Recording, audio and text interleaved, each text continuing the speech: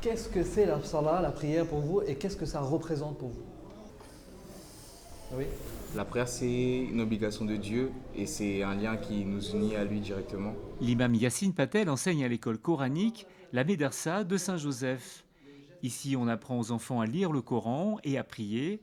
Pour les jeunes de 12 à 15 ans qui doivent déjà être assidus dans leur prière, ce samedi, Yassine rappelle les fondamentaux. C'est une obligation de Dieu, effectivement, mais au-delà de ça. Oui. C'est un acte d'adoration qui nous unit entre Dieu et nous. Donc, très bien. Avant de faire cette prière, est-ce qu'il y a quelque chose à faire, Kenza? Les ablutions, c'est se laver et se purifier avant de prier Dieu. Se préparer à la prière, en connaître le sens mais aussi les gestes. Dans l'islam, le rôle du corps est fondamental et fait partie intégrante de ce moment d'adoration. Alors du coup, pratiquement, c'est quoi les gestes de la prière? Pour rentrer, on lève les mains, On lève les mains et on croise les bras. Ensuite, après quand on a fini de lire, on descend, on lève au mur et après on descend. très bien. Et cette position-là, comment est-ce qu'on l'appelle? La prosternation. C'est la prosternation. C'est la prosternation, le sujoud, la prosternation. Et ça représente quoi? C'est L'un des moments où on est le plus proche d'Allah. Très bien. un signe de soumission. C'est exactement ça. C'est le moment où on montre le plus notre soumission à Dieu, mais c'est aussi dans ce moment où on sera le plus proche de lui et on pourra lui demander ce que l'on veut. Quand on fait la prière, il y a les gestes, mais il y a aussi des choses qu'on va dire. Qu'est-ce qu'on va dire? Il y a des versets du Coran. Et après, il y a des éloges et des invocations à lire. Très bien. La prière est enseignée sur plusieurs années, elle dépend de la connaissance du Coran. Elle fait l'objet d'un apprentissage dès l'âge de 6 ans à la Médersa. La prière des enfants est la même que celle des adultes, à la différence qu'ils vont le faire au fur et à mesure progressivement, d'abord en imitant les gestes et ensuite par l'apprentissage du Coran, parce que la prière elle est issue de ces versets de Coran, on y récite ces versets et d'autres paroles et éloges à Dieu.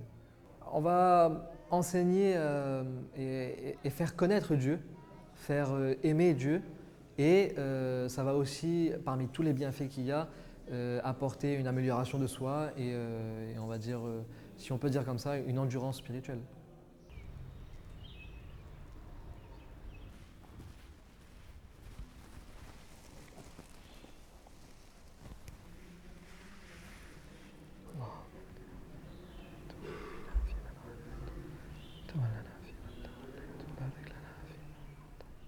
Après son cours, Yassine se rend à la mosquée de Saint-Joseph pour prier seul.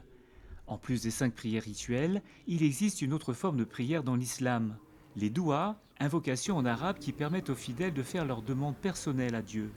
Le terme dua, il va désigner ce qu'on appelle l'invocation ou la supplication envers notre Seigneur, envers Dieu, à travers laquelle on va également échanger, on va faire ses louanges, on va faire ses éloges, et ensuite, que ce soit dans le spirituel ou même dans notre quotidien de tous les jours, pour ce dont on a besoin dans la vie de tous les jours, on pourra s'adresser à lui et lui demander tout ce dont on a besoin. Il y a également des du'as, des invocations que l'on va faire et sont également enseignées par le prophète pour avoir ce rappel dans notre quotidien, tout le temps, de notre Seigneur et avoir cette conscience de Dieu à chaque fois. Allahu Akbar,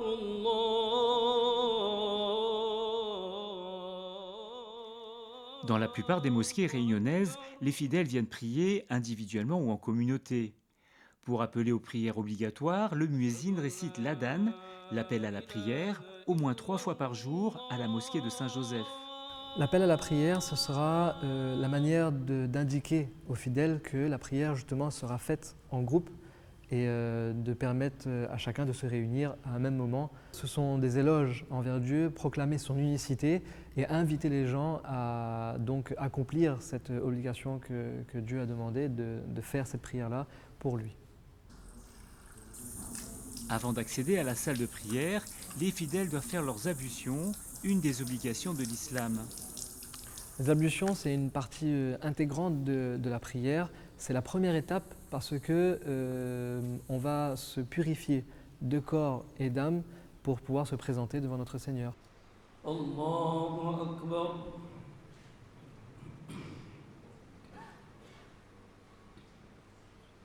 Alhamdulillahi Rabbil Alamin.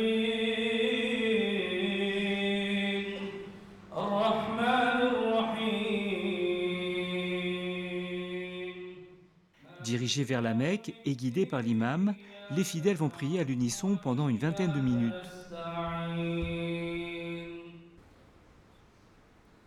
Allahu